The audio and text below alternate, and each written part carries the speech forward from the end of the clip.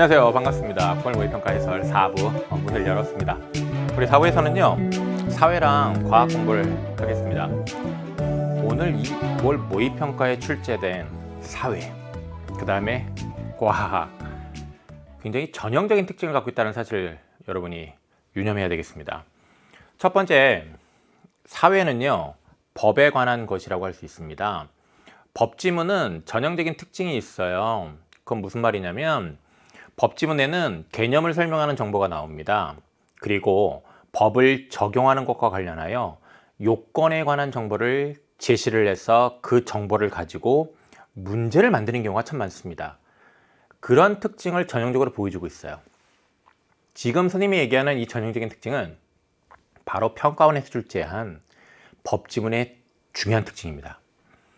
그리고요, 우리가 하나 이제 더 생각해야 될 건 뭐냐면 사회와 관련하여 법과 경제가 근래에 계속 번갈아 가면서 수능에 나오고 있다는 사실을 특히 유념해야 됩니다. 그러면 모의평가에 경제 나오고 법 나오고 법 나오고 경제 나오고 그러면서 수능에 법 또는 경제가 나왔거든요. 올해도 비슷한 패턴이 이어질 가능성이 있습니다. 만일 수능에 사회의 법제재가 나온다면 지금 얘기한 그 전형적인 특징과 관련된 정보가 제시될 가능성이 매우 높으므로 그 정보들을 여러분이 얼마나 정확하게 잘 이해해서 문제의 답을 고르느냐가 매우 중요할 수밖에 없습니다. 이 점 유념하고요. 그 다음에 두 번째 과학 세트는요, 생명과학과 관련하여 최근에 출제된 그런 세트들과 유사한 특징을 지니고 있습니다. 그래서 이 34번에서 37번의 그런 지문의 어떤 그런 패턴을 또 여러분이 잘 익히면 친해지는 거죠. 그렇게 친해지면 역시 또 수능에 유사한 패턴의 그런 지문이 나왔을 때 좀 더 빨리 잘 읽고 문제를 정확하게 풀 겁니다. 알겠죠? 시작하겠습니다. 먼저 사회입니다.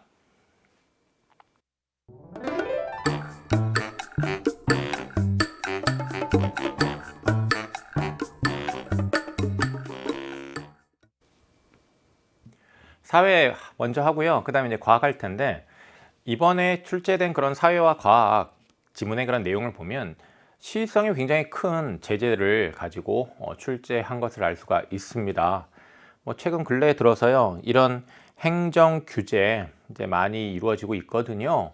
그와 관련하여 우리가 이제 알아야 할 그런 내용을 글로 제시했다고 볼 수 있겠고요. 그 다음에 이제 두 번째 과학 세트도 질병을 유발하는 병원체와 관련하여 그런 질병을 예방하기 위한 그런 방법과 관련된 내용이라고 볼 수가 있습니다. 요즘 우리 이제 코로나19로 여러 어려움을 이제 겪고 있는데요.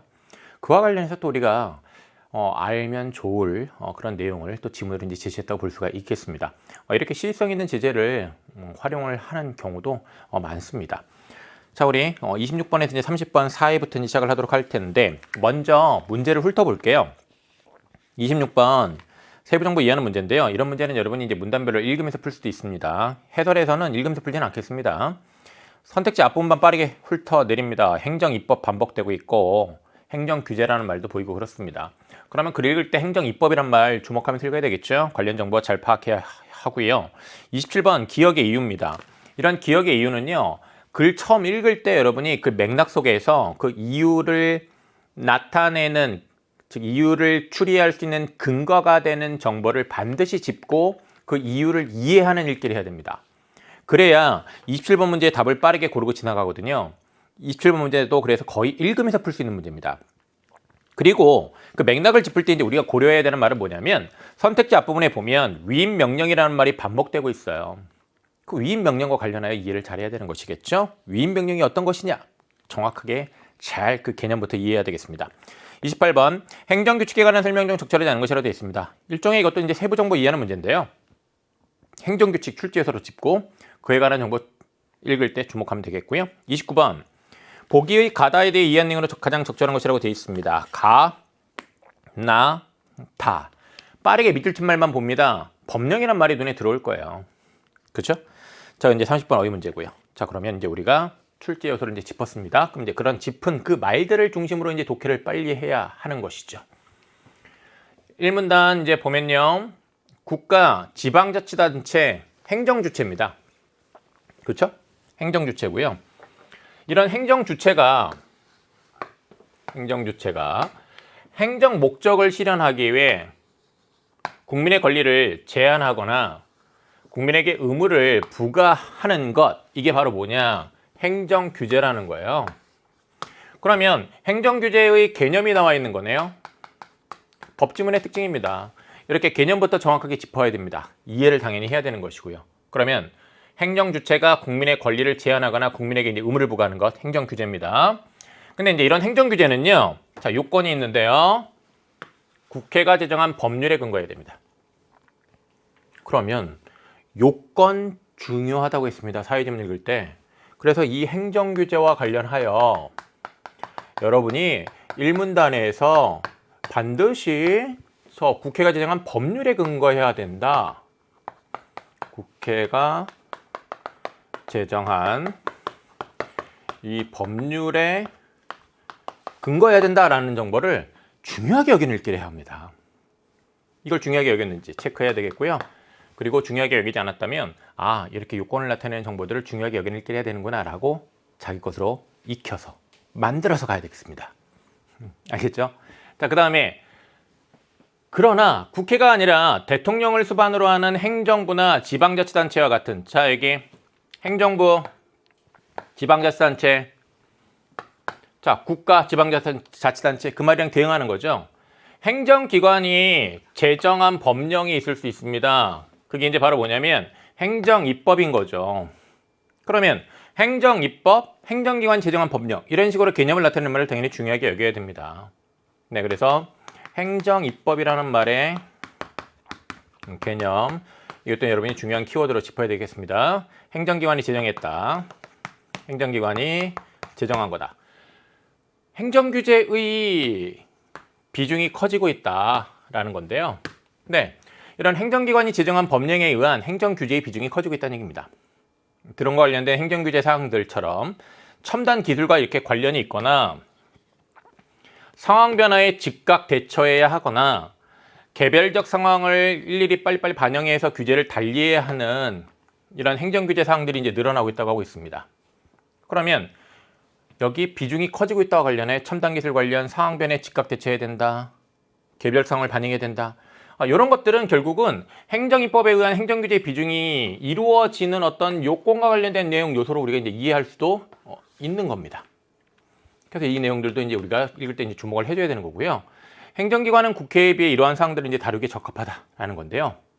네, 입법 그런 과정 자체가 이제 시간이 좀 오래 걸릴 수 있잖아요. 그러니까 이렇게 즉각 대처해야 하는 것들, 자, 이런 것들은 이제 이런 행정입법에 의한 행정규제를 통해서 이제 이루어진다라는 겁니다. 행정입법은 행정기관이 제정하는 거니까. 원래 법을 정하는 건 국회의 권한이에요, 그렇죠?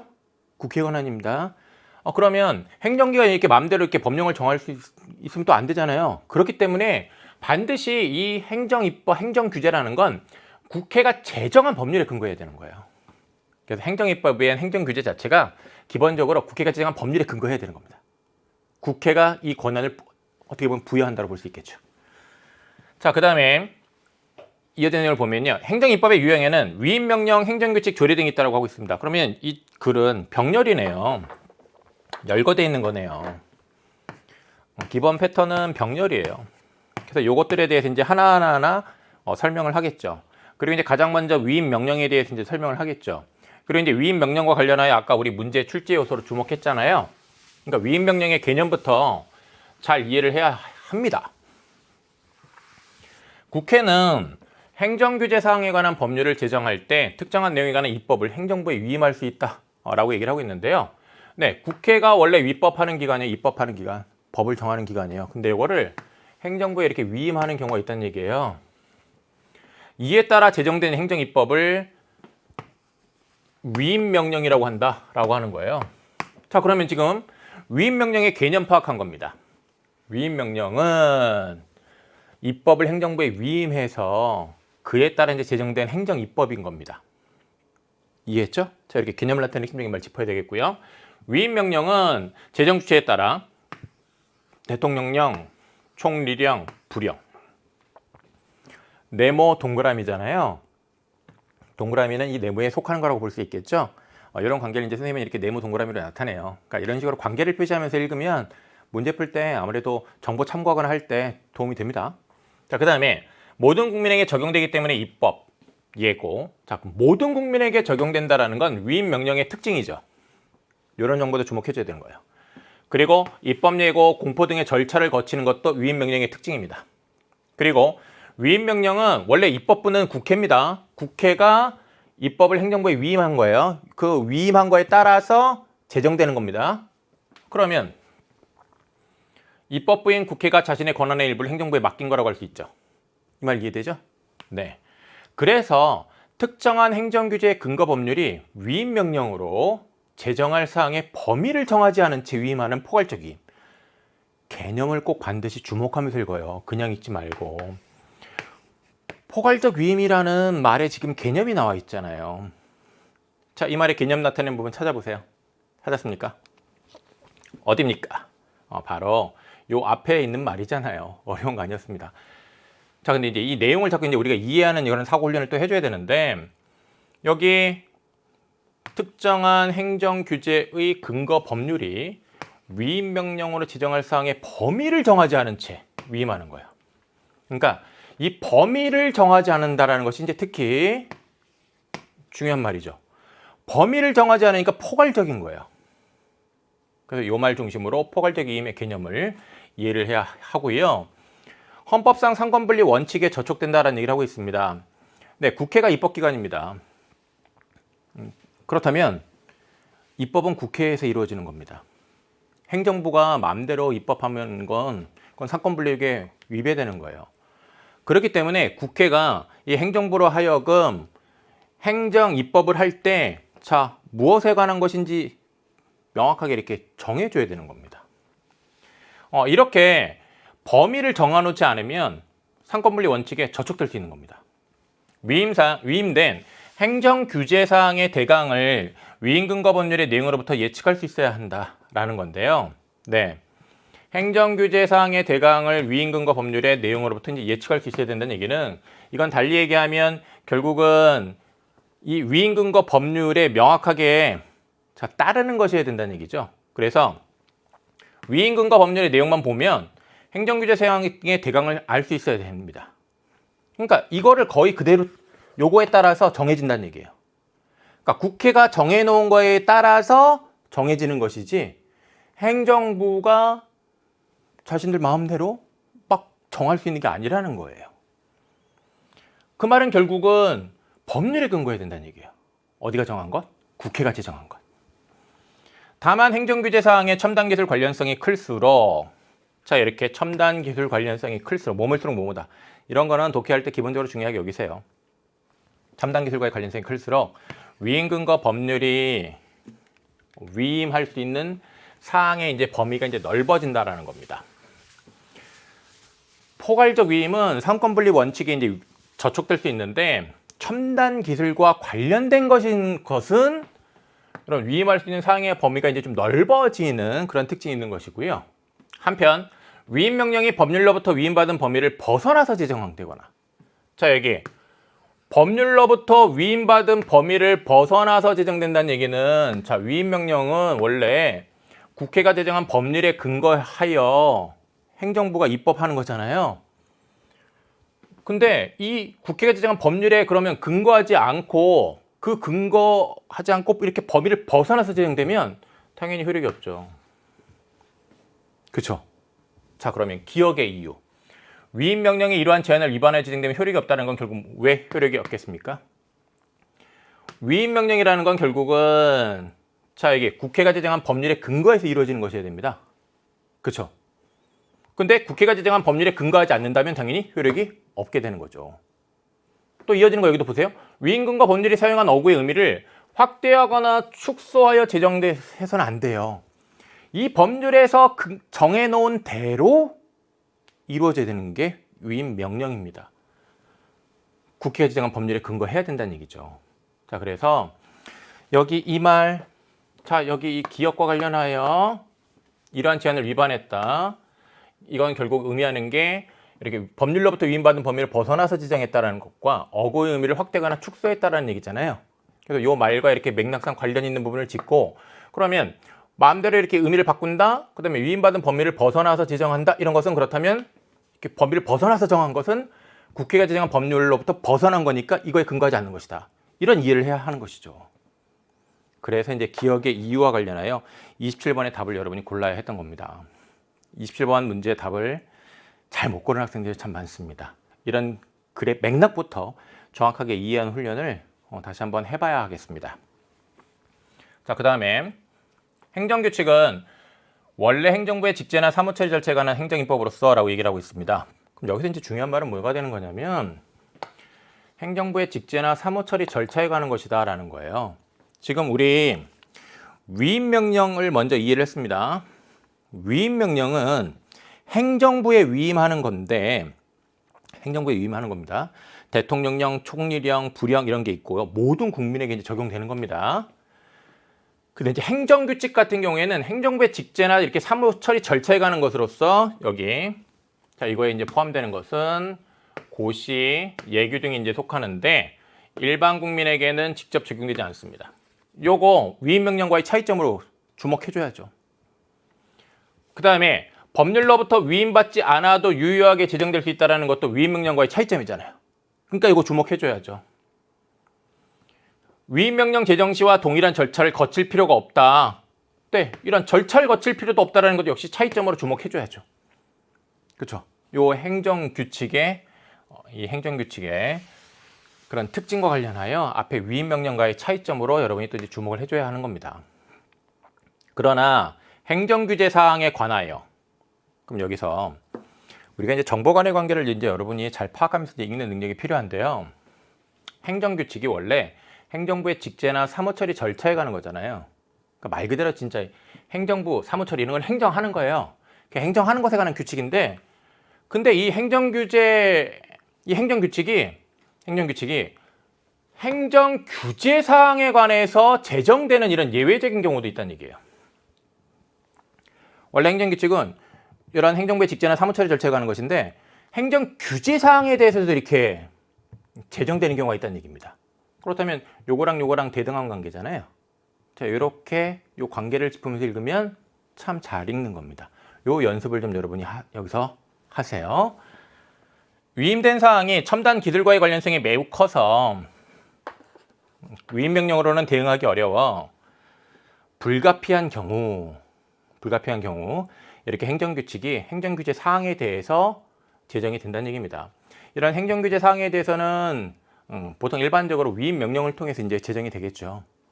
그죠? 근데 행정규칙이 제정되는 경우도 있다는 얘기입니다. 그래서 이제 여기 읽은 거 보면 특히 첨단 기술과의 관련성이 매우 큰 경우. 그래서 이제 이런 위임명령으로는 대응하기 어려운 경우. 원래 위임명령으로 행정규칙이 이제 많이 제정이 되는데 위임명령을 이렇게 대응하기 어려운 경우에는 불가피하게 행정규칙으로 이제 정한다는 얘기고요. 그 다음에 위임 근거 법률이 행정입법의 제정 주체만 지정을 하고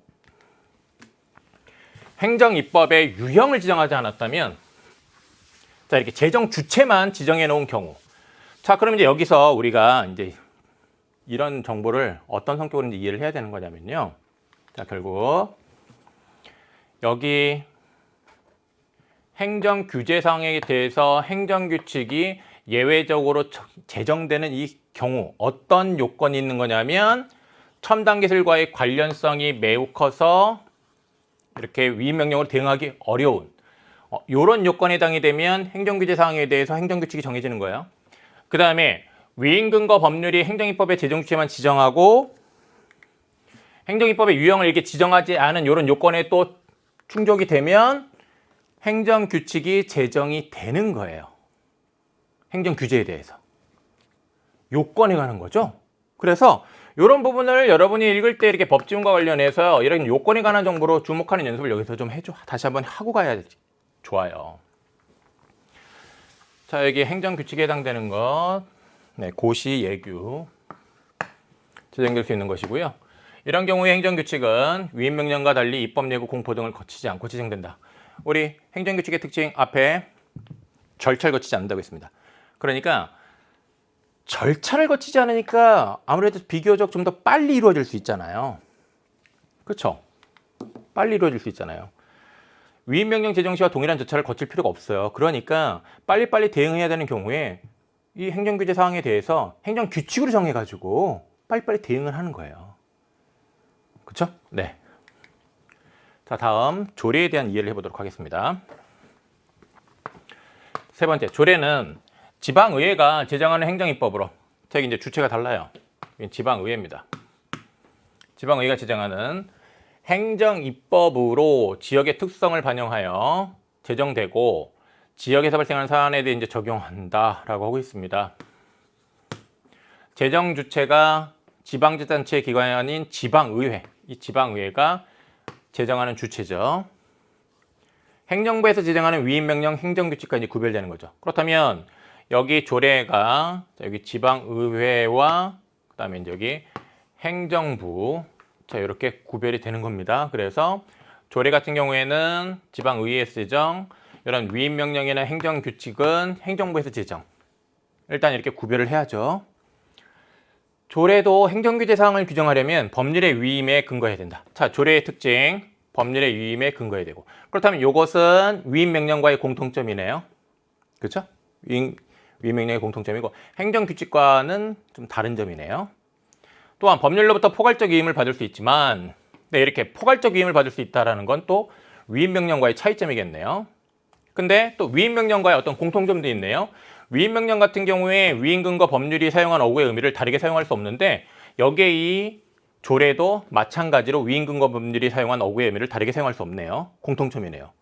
자, 이렇게 앞에 제시한 그런 대상과의 그 설명에 대한 정보와 뒤에 제시한 이 대상의 그런 설명에 관한 정보를 여러분들이 견주어서 이런 공통점 차이점을 처음 읽을 때부터 파악하면서 읽을 줄 알아야 됩니다.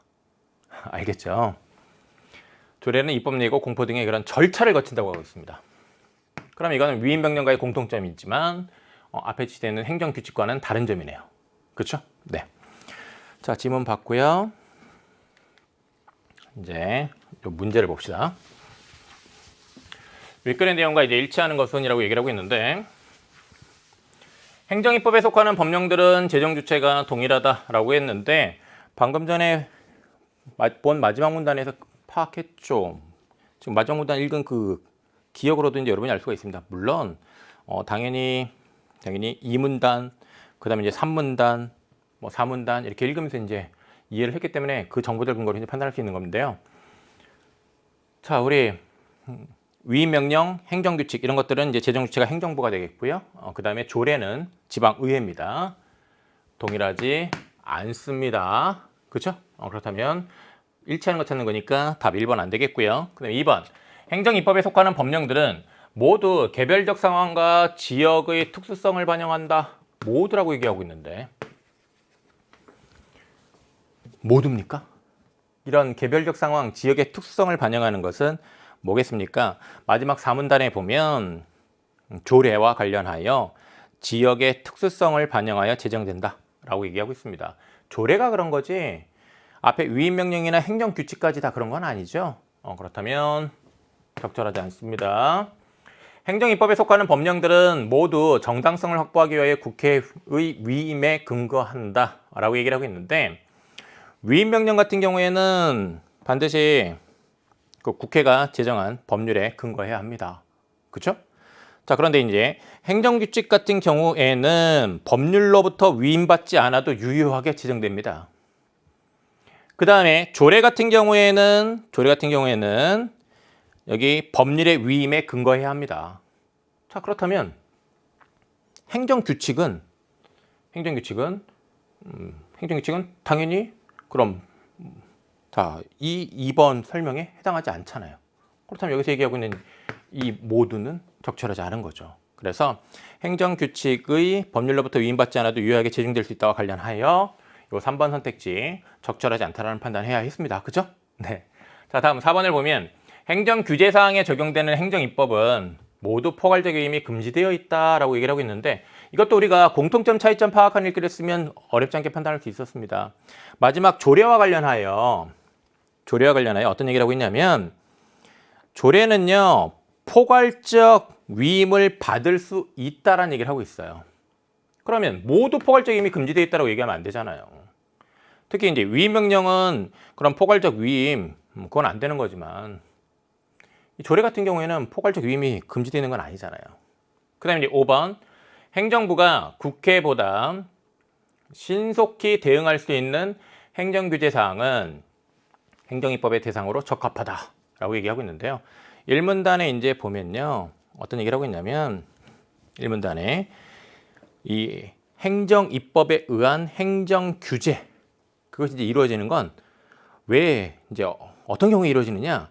첨단 기술과 관련이 있거나 상황 변화에 즉각 대처해야 하는 경우 그리고 개별적 상황을 반영하여 규제를 달리해야 하는 행정규제 사항들이 늘어나고 개별적 상황을 반영하여 규제를 달리해야 하는 경우 자 이런 경우들은 결국은 행정규제 그런 행정입법의 대상이 되는 거거든요. 그렇다면 자 신속히 대응할 수 있는 행정규제 사항은 행정입법의 대상이 된다. 1문단에 있는 정보를 근거로 해서 적절하다 판단할 수 있는 거죠. 답 5번으로 골라야 했습니다. 자, 그다음에 이제 27번을 보면 기억의 이유로 가장 적절한 것은이라고 하고 있습니다. 자, 기억의 이유. 기억부터 다시 볼게요. 기억은 이겁니다. 위임 명령이 이러한 제한을 위반하여 제정되면 효력이 없다라고 되어 있습니다. 그러면 거기에서 이제 우리가 생각해야 되는 것은 그 밑줄 쳐야 되는 기억의 제한을 위반.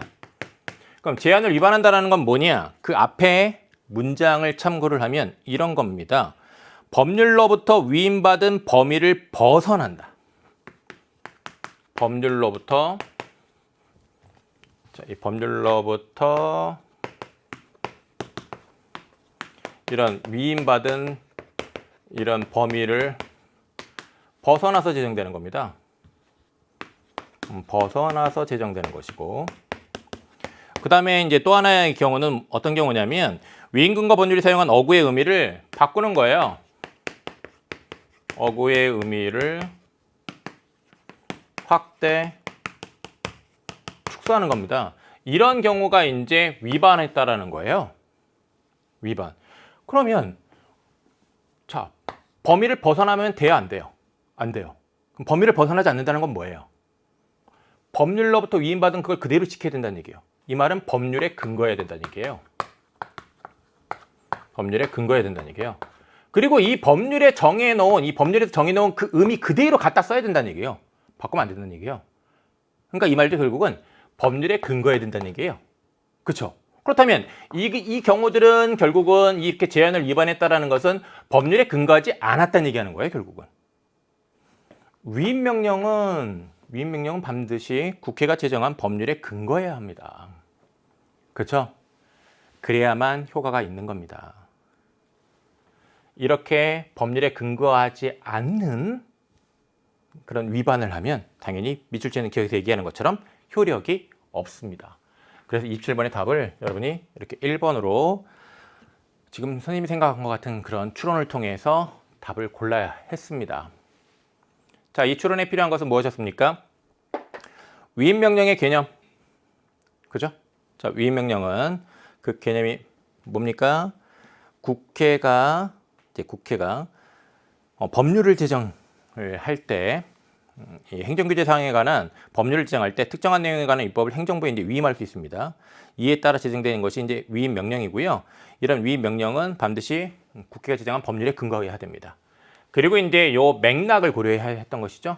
이렇게 개념과 맥락을 고려해서 이유를 추론하는 연습 꼭 다시 한번 해보기 바라고요. 자, 이번 선택지를 보면 그 위임 명령이 포괄적 위임을 받아 제정된 경우에 해당하기 때문이다 라고 되어 있는데 이 선택지에 대한 적절성 여부를 판단하려면 포괄적 위임의 개념부터 다시 정확하게 짚어야죠. 그렇잖아요. 그렇죠? 포괄적 위임의 개념이 뭡니까? 포괄적 위임은 자, 이 문단에 있습니다. 그 개념을 다시 한번 확인하면 위임 명령으로 제정할 사항의 범위를 정하지 않은 채 위임하는 거예요. 범위를 정하지 않은 거예요. 범위를 정하지 않은 거예요. 근데 여기서 얘기하는 이 제한을 위반한다라는 것은 범위를 벗어나서 제정하는 거예요. 그럼 이게 성립하려면 범위가 있어야 돼요, 없어야 돼요? 범위가 있어야죠. 근데 여기서는 지금 범위를 정하지 않은 거잖아요. 않았다는 얘기잖아요. 범위를 정하지 않았는데 어떻게 범위를 벗어났다라고 얘기를 할 수가 있겠습니까? 그렇다면 2번 선택지는 당연히 이것의 이유가 안 되겠죠. 이렇게 제한을 위반했기 때문에 효력이 없다라는 것에 이유가 안 되겠죠. 논리적으로 말이 연결이 안 되잖아요. 이런 생각을 해야 했던 겁니다. 이 2번 선택지에 대한 판단을 특히 많은 학생들이 못했어요. 이런 선택지에 대한 판단을 하는 연습을 여러분이 해줘야 됩니다. 자, 그러려면 이것에 역시 또 개념을 고려해서 추론해야 했습니다. 여기서도 우리는 위임명령의 그런 개념 그리고 법지문이기 때문에 뭐 요건이라고 할 수도 있겠습니다. 위임명령은 국회가 지정한 법률에 근거해야 한다. 어떤 요건이라고 볼 수도 있겠습니다. 자, 어쨌든 이런 정보에 근거하여 추론을 반드시 잘해야 된다. 이런 연습을 해야 됩니다. 중요합니다. 알겠죠? 그래서 자, 여기 21번에 1번, 2번 선택지가 특히 여러분 공부하는 데 있어서 꼭 여러분이 챙겨야 되는 선택지라는 얘기고요. 다시 사고를 해봐야 되는 선택지라는 거고요. 3번 보겠습니다. 그 위임명령이 첨단 기술에 대한 내용을 정확히 반영하지 않았기 때문이다 라고 되는데, 이 말은 첨단 기술에 대한 내용을 정확히 반영해야만 한다는 얘기잖아요. 그죠? 첨단 기술에 대한 내용을 정확히 반영해야만 한다. 반영하지 않으면 위반한 거다. 효력이 없다. 라는 얘기잖아요. 근데 지금 여기서 기억의 맥락은 범위를 벗어나면 안 되고 어구의 의미를 확대 축소하면 안 된다는 얘기인데, 갑자기 왜 첨단 기술에 대한 내용을 정확히 반영? 서로 내용상 맥락이 연결되지 않아요. 4번을 보면 그 위임명령이 국민의 권리를 제한하는 권한을 행정기관에 맡겼기 때문이라고 되어 있는데요. 이거는요, 이 위임명령에 의해서 이 행정기관이 국민의 권리를 제한하는 권한을 갖게 됐다. 그런 의미죠. 그렇죠? 지문의 내용이랑 일치하지 않습니다. 위임명령이라는 것은 행정입법에 의한 그런 행정 규제를 할 때 이루어지는 겁니다. 그렇죠? 그리고 그 위임명령이라는 것은 국회가 제정한 법률에 근거하는 것이고요. 그러면 국회가 제정한 법률에 근거하여 행정부가 국민의 권리를 제한하는 권한을 갖게 됩니다. 그렇죠? 그리고 이제 그 권한, 그 국회가 제정한 법률에 근거하여 위임명령이 이루어지는 거예요. 위임명령에 의해서 국민의 권리를 제한하는 권한을 행정부가 갖게 되는 게 아니라, 이게 글의 내용이랑 뭔가 비슷하지만 글의 내용이랑 의미가 완전 일치하지 않습니다. 4번을 답으로 고르면 안 된다라는 거였습니다. 자, 그 다음에 5번을 보면 위임명령이 구체적 상황의 특성을 반영한 융통성 있는 대응을 하지 못했기 때문이다 라고 하고 있는데요. 구체적 상황의 특성을 반영한 융통성 있는 대응을 하기 위해서 위임명령이 이제 내려지겠죠. 근데 경우에 따라서는 이 대응책으로 적절하지 않은 경우도 있을 수 있겠죠.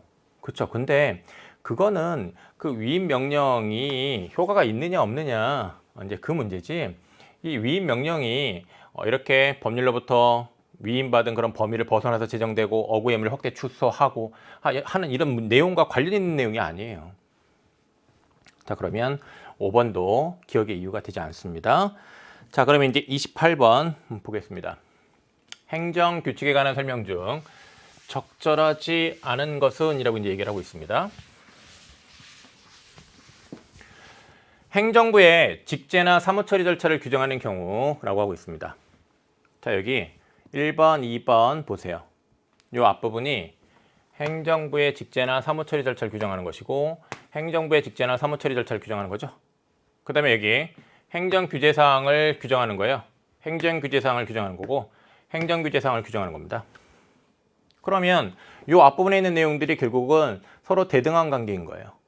그럼 행정규칙과 관련해서 이제 우리가 이런 정보를 일단 기본적으로 대등한 관계로 주목했어야 되는데, 그런 읽기를 해야 했는데 그런 읽기 했습니까? 했잖아요. 그렇죠?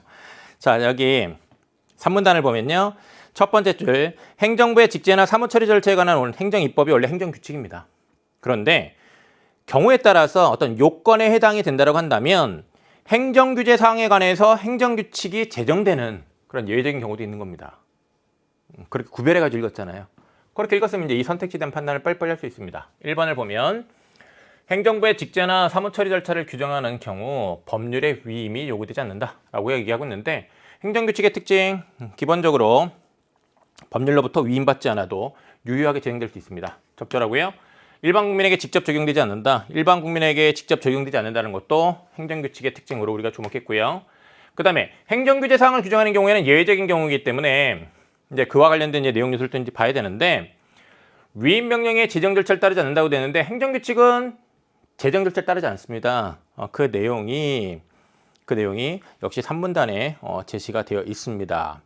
그죠? 저기 3문단의 이제 끝부분에 보면 행정규칙은 위임 명령과 달리 입법 예고 공포 등을 거치지 않고 제정된다라고 되어 있습니다. 적절하고요.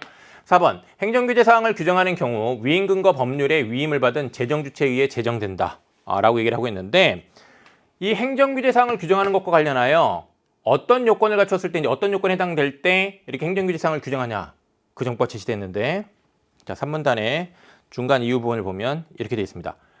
위임 근거 법률이 행정입법의 제정 주체만 지정하고 행정입법의 유형을 지정하지 않은 그런 경우에 행정규제사항을 규정한다라고 돼 있잖아요.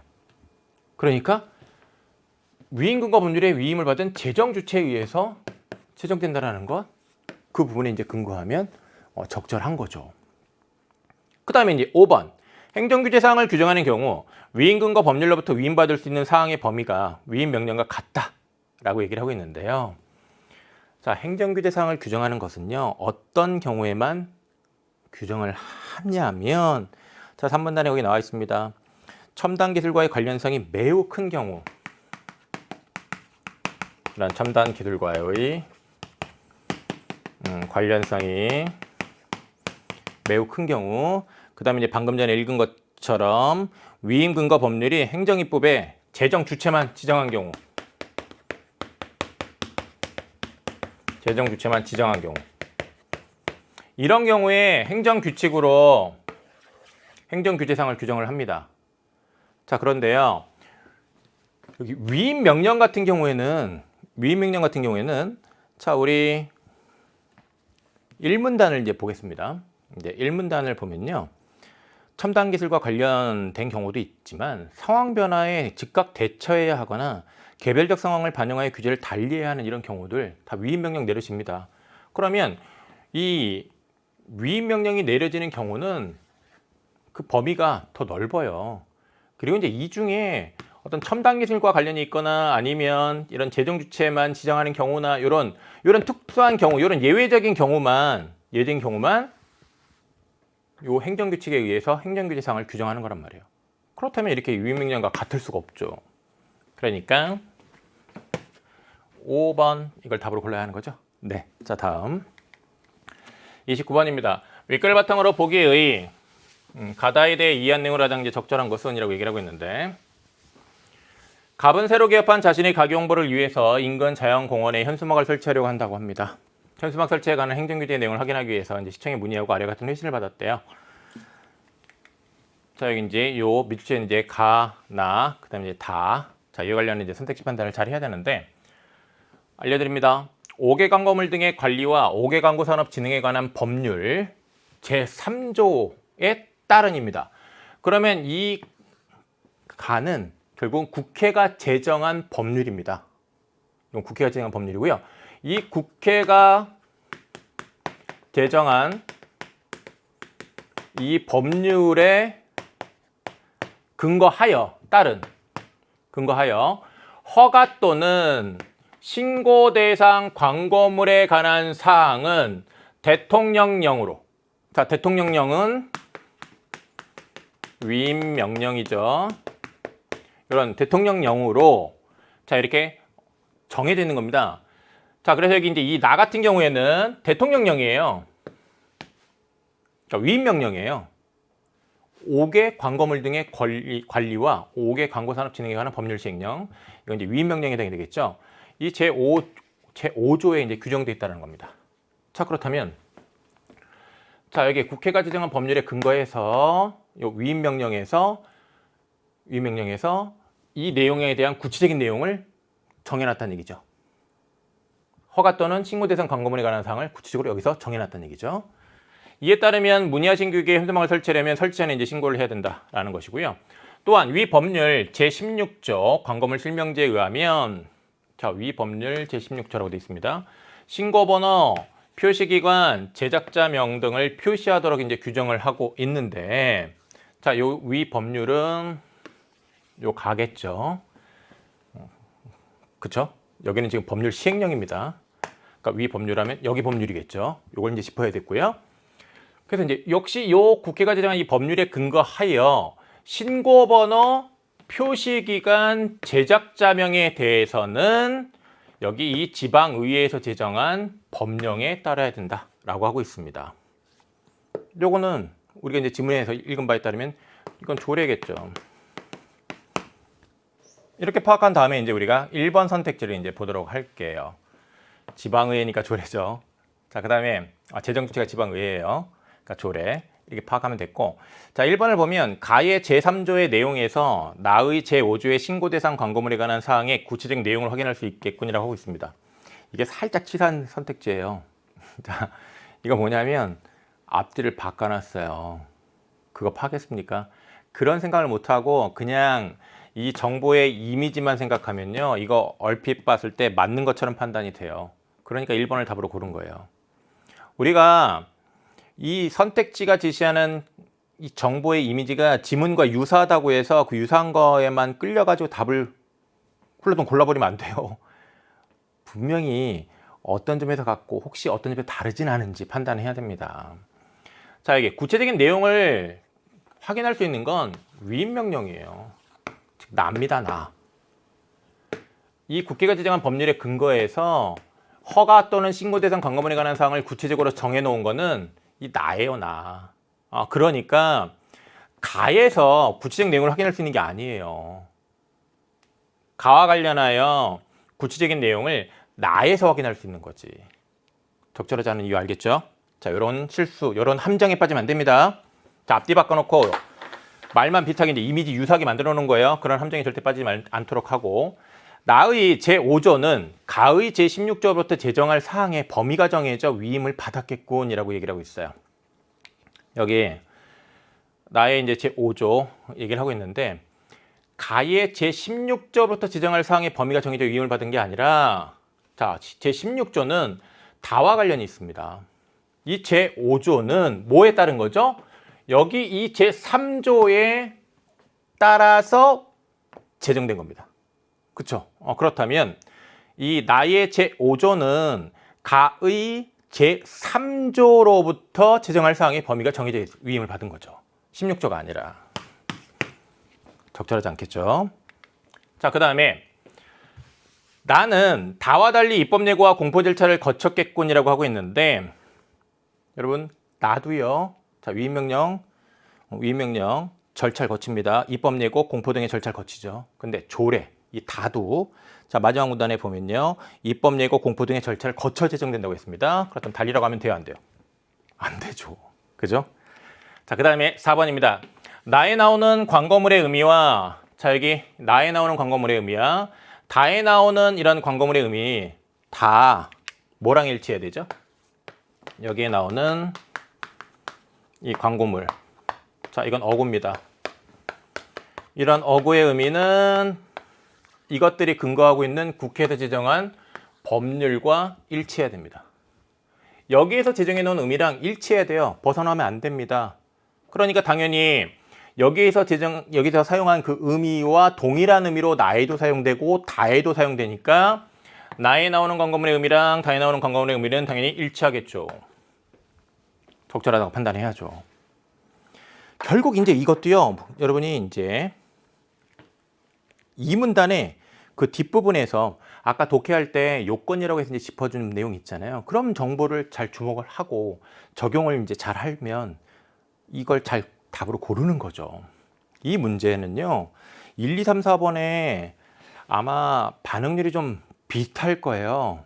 그 말은 무슨 말이냐면 1, 2, 3, 4번에 대한 판단이 제대로 잘 안 이루어진 거예요. 정밀하게 정확하게 판단하는 연습, 사고 훈련을 꼭 해야 하겠습니다. 그리고 이제 수능시험장에 갑시다. 자, 5번을 보면 다를 준수해야 하는 국민 중에는 나를 준수하지 않아도 되는 국민이 있겠군이라고 되어 있는데, 네, 나를 준수하지 않아도 되는 국민이 있겠군. 나는 위임명령입니다. 위임명령은 자, 특징이 뭡니까? 모든 국민에게 적용되는 겁니다. 모든 국민에게 적용되는 건데 이렇게 준수하지 않아도 되는 국민이 있다라고 하면 돼요, 안 돼요? 안 되잖아요. 그렇죠? 적절하지 않습니다. 그래서 이제 29번의 정답은요, 4번이죠. 자, 그다음에 이제 30번 보면 문맥상 A와 바꿔쓰기에 이제 가장 적절한 것은이라고 되어 있는데 이런 문제 그냥 빨리 넘어갈게요. 자, A는 실현인데 실현은 나타내는 게 아니죠. 네, 비슷한 거는 뭐 금방 여러분 이제 예측, 근거 법률의 내용으로부터 예측할 수 있어야 된다. 근거 법률의 내용으로부터 헤아릴 수 있어야 된다. 이제 3번으로 답을 고르면 되겠죠. 자, 여러분 이제 간단한 문제니까 이건 빨리 넘어가고요. 자, 뒤에 우리 과학 합시다. 34번에서 37번 함께 볼게요.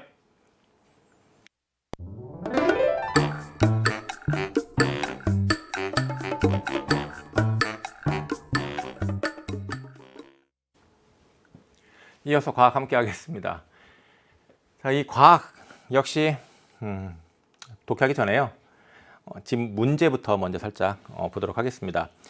34번 세부용고 이해하는 문제인데요. 선택지 앞부분만 빨리 훑어내리세요. 병원성 세균, 알코올 화합물, 바이러스와 세균의 표면 구조, 병원성 바이러스, 항미생물 화학제 이런 낯선 말들이 보입니다. 그런 용어 체크해 놓고요. 그와 관련 있는 말, 정보 읽을 때 주목하세요. 윗글을 읽고 이해한 내용으로 적절하지 않은 것으로 되어 있습니다. 역시 선택지 앞부분만 빠르게 훑어내립니다. 고농도 에탄올, 하이포염소산소듐, 진균의 포자, 알킬화제, 산화제. 여러분 알킬화제, 산화제 뭐 이런 말 우리가 평상시에 쓰는 말입니까? 잘 안 쓰는 말이잖아요. 이런 용어들은 체크를 해 놓으세요. 그리고 이제 읽을 때 그런 말들 나오면 주목하는 겁니다. 그런 요령이 필요해요. 기억 디귿에 대한 설명으로 적절한 것, 기억년 디귿 위치 확인하고, 그렇다면 그 정보들의 어떤 관계, 그 대상들 간의 차이점, 공통점 이런 것들을 잘 파악해야 되겠습니다. 그 다음에 이제 37번 문제 보면 가상의 실험 결과를 보고 이제 추론한 내용이라고 하고 있습니다. 그러면서 거기 뭐 B는 A에 비해 C는 A에 비해 이렇게 하고 있네요. 그리고 이제 보기 앞부분만 여러분이 빠르게 보고서 출제 요소를 파악했으면 잘한 건데, 보기 앞부분에서 그래서 여러분이 주목했어야 되는 말은 뭐냐면 항미생물 화학제로 사용되는 알코올 화합물. 알코올 화합물이란 말을 특히 여러분이 좀 주목을 잘 했어야 됩니다. 알코올 화합물. 그런 게 이제 출제 요소라는 거잖아요. 네. 알코올 화합물은 그리고 앞에 다른 문제도 있었습니다. 네. 자, 그러면 이런 걸 이제 핵심 키워드로 주목한 상태에서 독해를 같이 해볼게요. 질병을 유발하는 병원체, 세균, 진균, 바이러스 등이 있다. 이 세 가지를 이제 언급하고 있다는 얘기는 이 세 가지에 대한 설명을 한다는 얘기죠. 세포막이 있습니다. 자, 이 세포막은 지질을 이제 주성분으로 하는 것인데, 세균과 진균은 일반적으로 이 세포막 바깥 부분에 세포벽이 있습니다. 세포벽. 그럼 이제 여기서 이제 세균과 진균의 특징으로 이제 이런 말을 주목해야 되는데, 바이러스의 표면이라고 얘기하고 있습니다. 그럼 바이러스 같은 경우에는 세포막 대신에 캡시드라고 하고 있어요. 그럼 여기서 구별해야죠. 세포막과 캡시드 구별해야죠. 그래서 세균, 진균, 자, 이것들과는 이들은 세포막이 있고 그 다음에 세포벽이 있습니다. 그죠? 그런데 자, 이것과 대비되는 바이러스, 바이러스는 세포막 대신에 캡시드가 있습니다. 캡시드. 그리고 이제 이 캡시드는요, 단백질입니다. 구성 요소 꼭 이렇게 주목해 보도록 하세요. 과학 지문 읽을 때 이게 구성 요소가 출제 요소가 되는 게 과학 지문의 전형적인 특징입니다. 어떤 과학 지문? 생명과학 지문. 생명과학 지문에 구성 요소와 관련된 정보가 꼭 출제 요소 같아요. 그래서 캡시드가 단백질로 이루어진 것이다. 이런 거 놓치면 안 됩니다. 그 다음에 바이러스의 종류에 따라 캡시드 외부가 지질을 주성분으로 하는 피막으로 덮인 경우도 있다라고 하고 있습니다. 그러면 캡시드만으로 이제 이 표면이 이루어진 것도 있고요. 종류에 따라서는 캡시드가 있고 그 다음에 저 지질을 주성분으로 하는 피막으로 덮여 있는 경우도 있는 겁니다. 그래서 이렇게 두 가지 경우가 있다는 것을 또 역시 구별을 해야 했습니다. 그죠? 네, 그래서 자, 이렇게 이제 읽었는지 체크하고요. 한편 진균과 일부 세균은 다른 병원체에 비해 자, 요 진균과 그다음에 이제 세균 중에 일부 진균과 일부 세균은 자, 요것들이 이제 특징 건조 열 화학물질의 저항성이 강한 포자를 또 만드는 특징이 있습니다. 이렇게 대상의 특징 파악하는 것 역시 또 생명과학 지문의 중요한 출제 요소가 됩니다. 그래서 생명과학 지문 읽을 때는요. 기본적으로 구성 요소와 관련하여 이 구성 요소와 관련해서 여러분이 이 구성 요소의 특징, 기능 이런 정보를 주목할 줄 알아야 됩니다. 요거 생명과학 지문의 특징을 이제 여러분이 기억을 하고 독해할 때 해당 정보 주목하세요. 생활 환경에서 병원체의 수를 억제하고 전염병을 예방하기 위한 목적으로 사용하는 이제 방역용 화학 물질을 뭐라고 하느냐? 항미생물 화학제라고 한대요. 여기에 이 항이 겨루는 거예요. 겨루는 거. 겨루다. 그래서 네. 방역하는 건 역시 싸우는 거잖아요. 겨루는 거잖아요. 항미생물 화학제는 다양한 병원체가 공통으로 갖는 구조를 구성하는 성분들의 화학 작용을 일으키니까 자, 공통으로 갖고 있는 성분들에 대해서 이제 화학 작용을 일으키니까 광범위한 살균 효과가 있는 거죠. 그러면 광범위한 살균 효과의 이유 여기 공통으로 갖는 구조. 이 공통으로 갖는 구조를 구성하는 성분들이 화학 작용을 일으킨다. 이런 이유랑 그다음에 이제 그에 따른 어떤 결과 과학지문을 읽을 때 주목하세요. 그래서 과학지문을 읽을 때 또 이제 인과관계 주목해야 되는 겁니다. 기본적으로 주목해야 되는 거예요. 중요하게 여기게 돼요. 네. 그러나 병원체의 구조와 성분은 병원체의 종류에 따라 완전히 같지는 않으므로 동일한 항미생물 화학제라도 그 살균 효과는 다를 수 있다. 네, 동일한 항미생물 화학제라도 살균 효과는 다를 수 있다. 자, 이와 관련해서 또 주목했어야 되는 것은 이게 또 완전히 같지는 않다. 이유, 그죠? 네, 다음 문단. 멸균제 있고요. 감염방지제가 있습니다. 자, 멸균제. 이 중요한 말, 포자를 포함한 모든 병원체. 그러면 감염방지제 중요한 말, 포자를 제외한 병원체. 그럼 포자까지 포함하느냐, 포자를 빼는 것이냐, 그 차이점 잘 파악을 해야 되겠고요. 그리고 이제 이 감염 방지제 중에 독성이 약해서 사람의 피부나 상처 소독에 이제 사용이 가능한 것이 바로 소독제인 거고요. 하지만 사람의 이제 세포막은 어떤 특징이 있느냐? 자, 이 정보 문제 풀 때 필요했어요. 이거 특징. 특히 많은 학생들이 어려워하는 37번 문제. 이거 37번 문제 풀 때 필요해요. 사람의 세포막은 지질 성분으로 이루어져 있다. 이거 필요합니다. 적어 놓을까요? 자, 여기 구성요소 주목한 거예요. 사람의 세포막도 결국 구성요소잖아요. 그래서 자, 여기 알코올 화물이란 말을 좀 지우고 사람의 세포막. 뭐 여러분이 시험 볼 때 이렇게 적어야 되는 건 아닙니다. 선생님은 이제 여러분이 이 일을 잘 하라고 어떤 정보를 이제 고려를 해서 문제를 풀어야 하는지 짚어주는 거예요. 지질 성분으로 이루어져 있다. 그렇기 때문에 사람의 세포를 죽일 수 있으니까 눈이나 호흡기 등의 점막에 접촉하지 않도록 이제 주의해야 되는 겁니다. 조심해야 된다는 얘기죠. 따라서 항미생물 화학제는 병원체에 대한 최대의 방역 효과와 인체 및 환경에 대한 최고의 안전성을 확보할 수 있도록 종류별 사용법을 이제 지켜야 된다고 되는데, 네, 방역 효과도 있어야 되고요, 안정성도 높아야 되는 거예요. 그럼 안전성이 높으려면 이런 눈이나 호흡기 등의 점막에 설령 닿았다 하더라도 그 부정적 영향을 좀 최소화할 수 있어야 되지 않겠습니까? 부정적 영향을 최소화할 때 안정성이 높은 것이겠죠. 자, 그런 이해가 이제 됐으면 잘 읽은 거고요. 항미생물 화학제의 작용 기제, 여기 이제 기제란 말이 있는데 기제는 이제 메커니즘이에요. 이제 작용하는 그런 메커니즘은 크게 병원체의 표면을 손상시키는 방식, 이 표면을 손상시키는 방식이 있다는 얘기고요. 그 다음에 내부에서 대사 기능을 저해하는 방식이 있다는 얘기예요. 이렇게 두 가지 방식이 있다는 얘기입니다. 그럼 이제 이 두 가지 방식과 관련하여 이 두 가지 방식을 이제 구별하는 읽기를 하면 되겠는데, 일단 실제에서 사용될 때는 함께 이제 작용하는 경우가 많고요. 그 다음에 이제 먼저 지시한 게 뭐냐면 요 앞의 경우 표면을 손상시키는 방식에 대한 이제 설명을 하는데, 이때 여기서 이제 제시한 게 바로 뭐냐면 알코올 화합물이에요. 이거 문제 출제 요소를 우리가 파악한 거죠. 기억하죠? 주목해야죠. 고농도 에탄올이란 말도 같이 알코올 화합물이라는 것을 주목하면서, 자, 이거는 세포막의 기본 성분인 지질을 용해시킵니다. 녹여버려요. 사람의 세포막 지질 성분으로 이루어져 있죠. 사람의 세포막이 녹아요. 손상되는 겁니다. 이 사람의 세포막이 많이 손상되면 그건 안정성이 약한 거죠.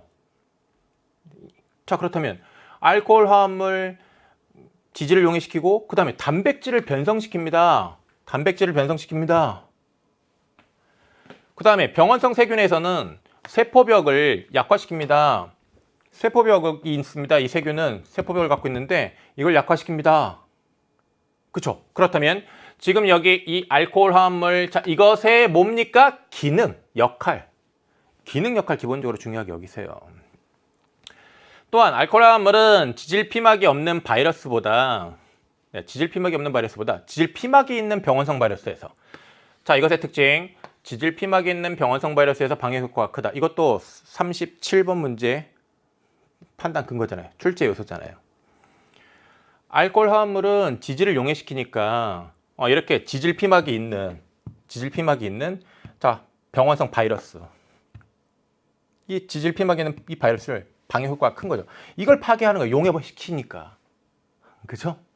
네, 이렇게 앞뒤 정보를 또 관련 지으면서 읽었으면 정말 잘 읽는 거거든요. 이런 연습 좀 해보세요. 지질 피막은 병원성 바이러스가 사람을 감염시키는 과정에서 중요한 역할을 하기 때문에, 자, 이렇게 지질 피막의 이제 기능, 이것은 감염시키는 과정에서 이제 중요한 역할을 하니까 이 지질 피막을 파괴를 하면 감염을 예방할 수 있는 것이죠. 그런 점에서 저 알코올 화합물이 굉장히 중요한 거예요. 지질을 손상시키는 기능을 가진 항미생물 화학제만으로 병원성 바이러스에 대한 방해 효과가 있다라고 얘기를 하고 있고요.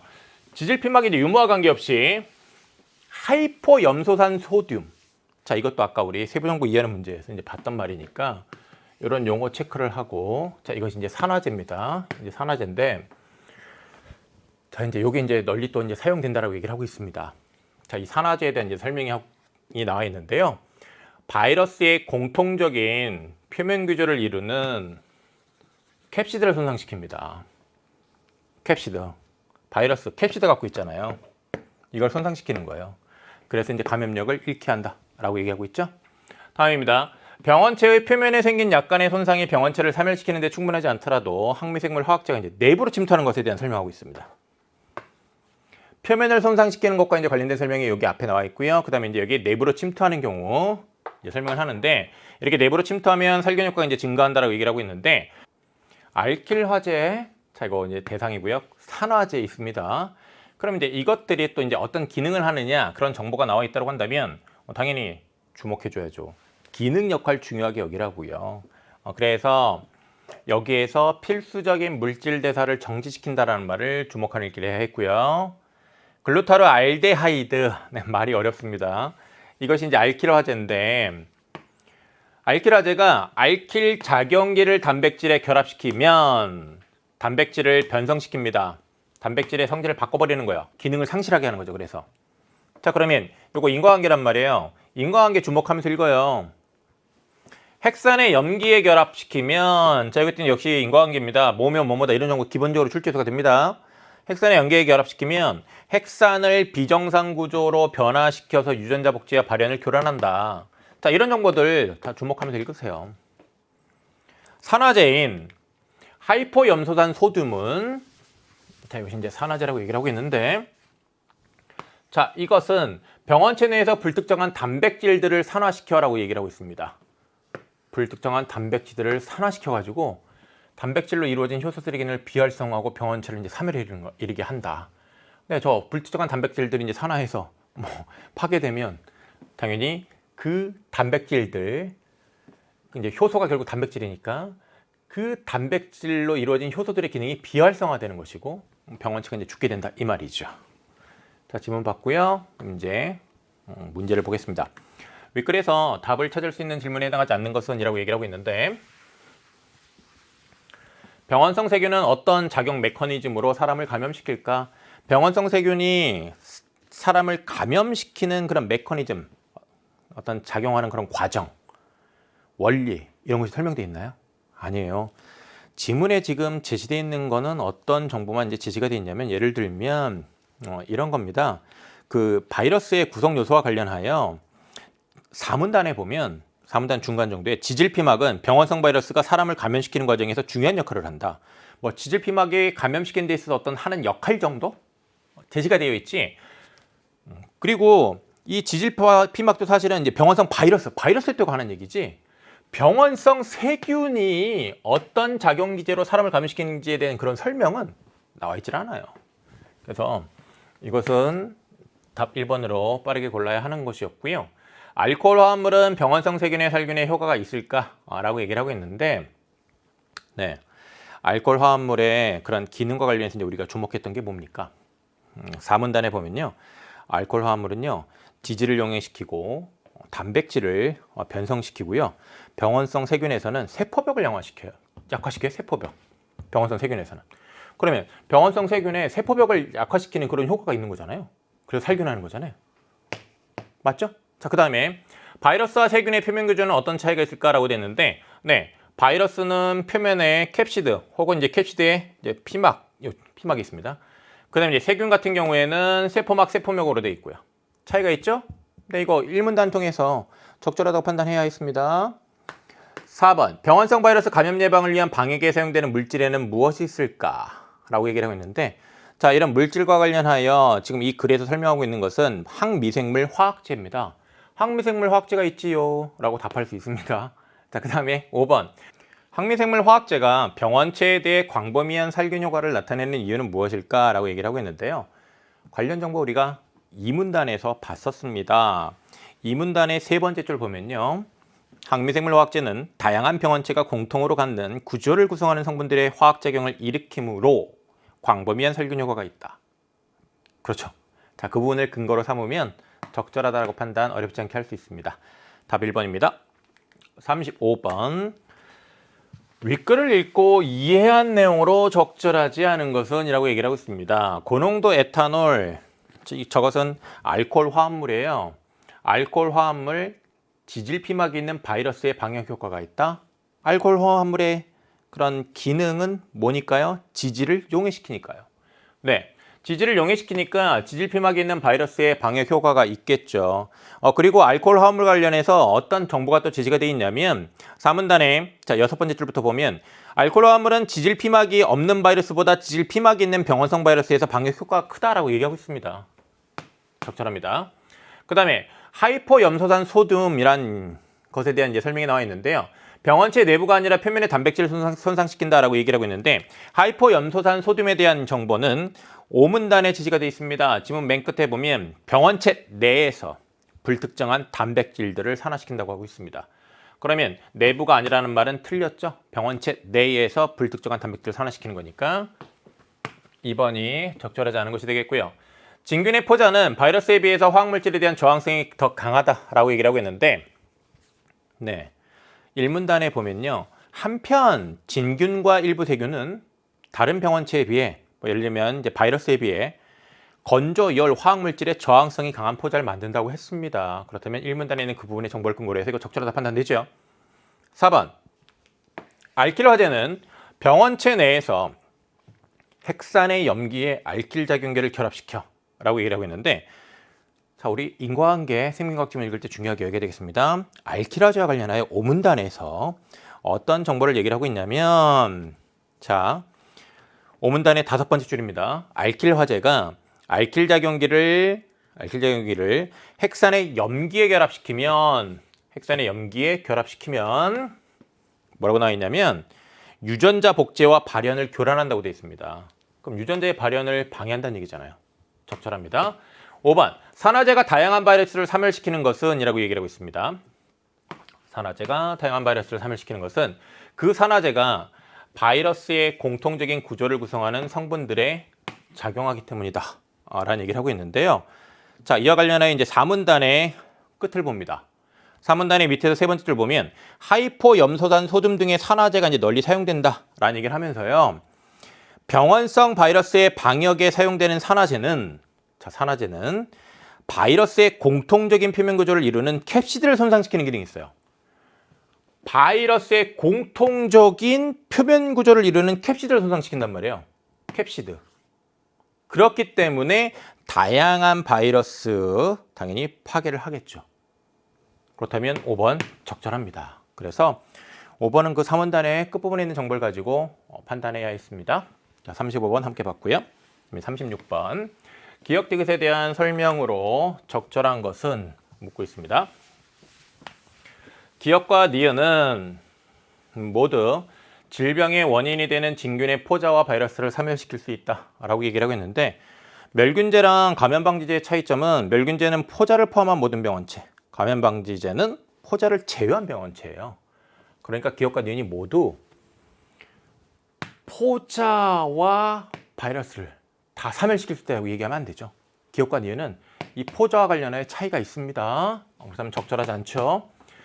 다음 2번을 보면 기억과 디귿은 모두 생활환경의 방역뿐 아니라 사람의 상처 소독에 적용 가능하다라고 얘기를 하고 있습니다. 기억은요, 포자를 포함한 모든 병원체를 파괴한다고 나와 있고요. 그 다음에 이제 니은과 관련하여 병원, 공공시설, 가정의 방역에 사용된다고 하고 있습니다. 그러면 생활환경의 방역에 이제 많이 사용되는 건 니은이네요. 니은. 그 다음에 사람의 상처 소독에 이제 적용 가능한 것. 상처 소독에도 사용이 가능한 게 소독제예요. 기억이 아니라.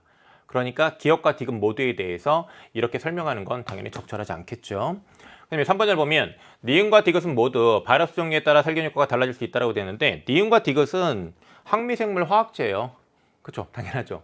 항미생물 화학제인데 이 문단의 이제 설명에 따르면요, 항미생물 화학제 같은 경우에는 광범위한 살균 효과가 있지만 병원체의 구조와 성분은 병원체 종류에 따라 완전히 같지는 않아요. 그러니까 바이러스도 병원체니까 이 바이러스도 종류에 따라서 구조와 성분이 좀 다를 수 있습니다.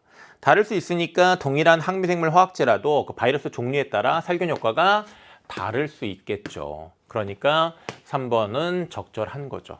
이렇게 판단해야 했고요. 4번. 기억은 니은과 달리 세포막에 있는 병원성 세균은 사멸시킬 수 있으나 라고 얘기를 하고 있습니다. 피막에 있는 병원성 바이러스는 사멸시킬 수 없다라고 하고 있는데, 기억은요, 기본적으로 포자를 포함한 모든 병원체를 파괴를 하는 겁니다. 그렇죠? 그러니까 이런 식으로 얘기하면 안 되겠죠. 5번도 이제 그와 마찬가지로 판단할 수가 있을 텐데, 니은은 디귿과 달리 인체로움으로 사람의 점막에 직접 닿아서는 안 된다라고 되어 있는데, 여기 디귿과 달리 디귿은 그러면 사람의 점막에 직접 닿아도 돼요? 아니에요. 디귿도 이 소독제도요. 소독제도 사람의 세포를 죽일 수 있기 때문에 점막에 접촉하지 않도록 주의해야 됩니다. 그러니까 이것도 적절하지 않아요. 이것도 적절하지 않았고. 그렇죠? 자, 그렇다면 정답 3번입니다. 자, 다음 37번을 봅시다.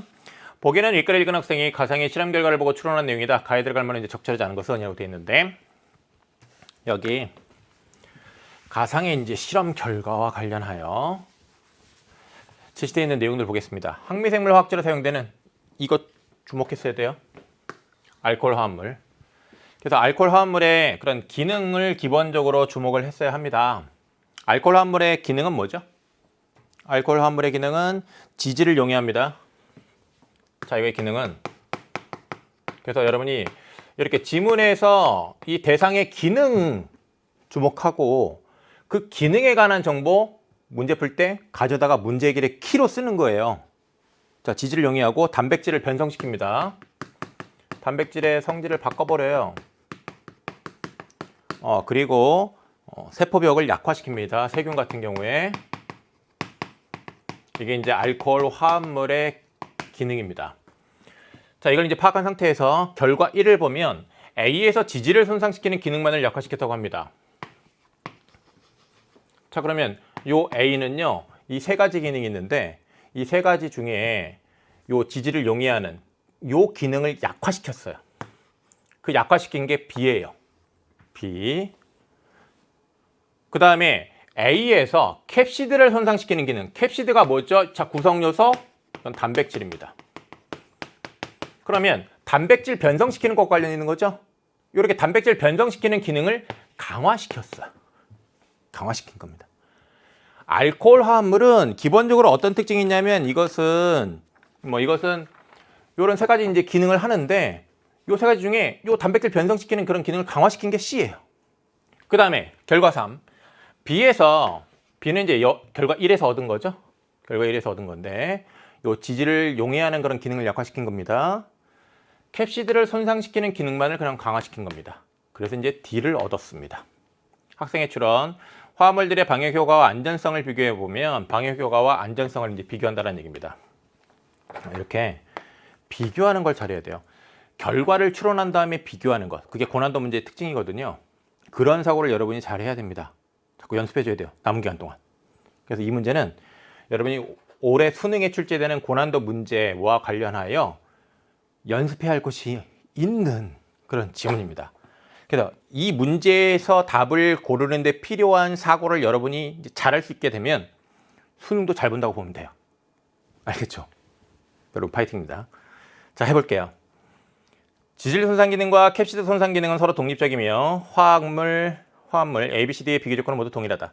그러니까 결국은 문제 푸는 데 필요한 그런 지문에 제시한 정보를 통해 추론할 수 있는 것만 딱 추론하고 그 외의 것들은 생각하지 마라. 이런 얘기입니다. 1번 볼게요. B는 A에 비해 지질 피막에 있는 바이러스에 대한 방역 효과는 작고 인체에 대한 안전성은 높다라는 것인데 우리가 여기서 이제 기본적으로 이 방역 효과라는 것과 안전성에 대한 걸 이제 생각을 했어야 되는데 이와 관련해서 이제 지문에 제시되어 있는 정보는 뭐냐? 방역 효과는 결국은 감염을 막는 거니까 병원체를 파괴하는 거죠. 그렇죠? 병원체를 파괴하는 거죠. 안전성이라는 건 결국은 사람의 세포막을 파괴 안 되도록 하는 거죠. 이런 정보부터 일단 여러분이 파악돼야만 했어요. 그래서 자, 이 정보 독해할 때 선생님이 중요하게 여겨야 된다고 한 이유가 있는 거예요. 알겠죠? 그래서 독해할 때 이 정보, 자, 사람의 세포막을 이루고 있는 구성 요소, 지질 성분이 이제 주로 이제 지질 성분이 이루어져 있다라는 이런 구성 요소에 관한 이런 정보를 놓치지 말고 주목을 하고요. 그리고 이제 이런 사람의 세포막이 파괴되지 않는 것이 안전성이 높은 것이다라는 그런 생각을 한 상태에서 이제 이걸 보면요. B는 A에 비해 지질 피막이 있는 바이러스에 대한 방역 효과는 작고라고 되어 있는데, 네, 지질을 손상시키는 기능을 약화시켰으니까 지질 피막에 있는 바이러스에 대한 방역 효과 작겠죠. 요 지질을 손상시키는 기능을 약화시켰으니까. 그 다음에 인체에 대한 안전성 높다? 이거 가지고 판단하는 거예요. 지질을 용해시키는 기능이 약화됐으니까 사람의 세포막을 덜 파괴할 거 아니에요. 그러니까 안전성은 높은 거죠. 이렇게 판단해야 되죠. 네. 자, 이렇게 관련 정보를 가져다가 여러분 추론하는 사고 연습을 해줘야 됩니다. 2번을 보면 C는 A에 비해 지질 피막이 없는 바이러스에 대한 방역 효과는 크고 라고 되어 있는데 자, 바이러스는 두 가지 종류 일단 구별했어야 됩니다. 바이러스는 그냥 캡시드, 자, 표면에 캡시드만 있는 것도 있고요. 그 다음에 이제 지질 피막, 지질로 된 피막이 덮여있는 것도 있습니다. 그러니까 캡시드에 이렇게 지질로 된 피막이 있는 것도 있죠. 이 두 가지를 이제 구별한 상태에서 자, 여기 지질 피막이 없는 바이러스, 표면이 캡시드로 이루어져 있는 겁니다. 그럼 캡시드는 단백질이죠. 그러면 여기 지질 피막이 없는 바이러스는 표면이 캡시드만으로 이루어져 있는 거예요. 캡시드는 단백질. 그렇죠? 그러면 여기 C 같은 경우에는요. 자, C 같은 경우에는 어떤 겁니까? 캡시드를 손상시키는 기능을 강화시킨 겁니다.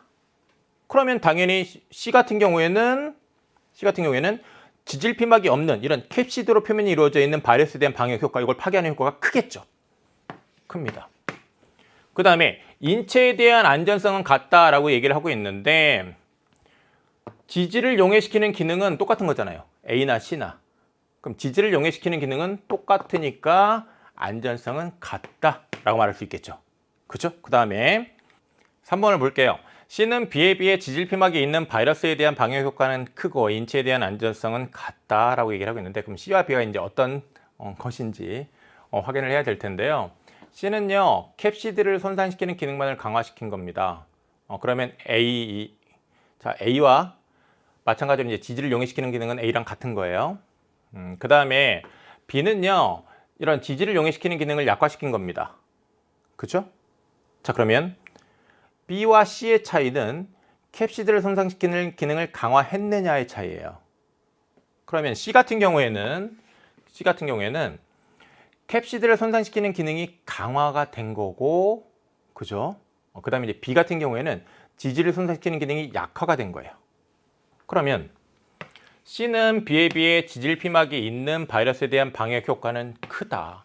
B가 지질을 용해시키는 기능이 약화된 거니까 C는 B에 비해 지질 피막이 있는 바이러스에 대한 방역 효과는 크겠죠. C는 지질을 용해시키는 기능이 약화된 건 아니니까 이건 약화됐고, 그러니까 C가 B에 비해서 지질 피막이 있는 바이러스를 좀 더 잘 파괴하겠죠. 근데 인체에 대한 안전성은 같다라고 얘기를 하고 있는데 안전성은 다르죠. 지금 B 같은 경우에는 지질을 용해시키는 그런 기능이 약화가 됐어요. 반면에 C 같은 경우에는 지질을 용해시키는 기능이 변화가 없어요. 그러면 C는 사람의 세포막을 좀 더 잘 파괴할 수 있습니다. 뭐보다? B보다. 그렇다면 C는 B에 비해 안전성이 낮은 거죠. 그쵸? 같은 게 아니라. 여기 틀렸잖아요. 그러니까 3번을 답으로 골라야 하는 겁니다. 이어서 4번을 보면요. D는 A에 비해 지질 피막이 없는 바이러스에 대한 방역 효과는 크고라고 됐는데 지질 피막이 없는 바이러스는 표면이 뭘로 이루어져 있습니까? 캡시드. 그쵸?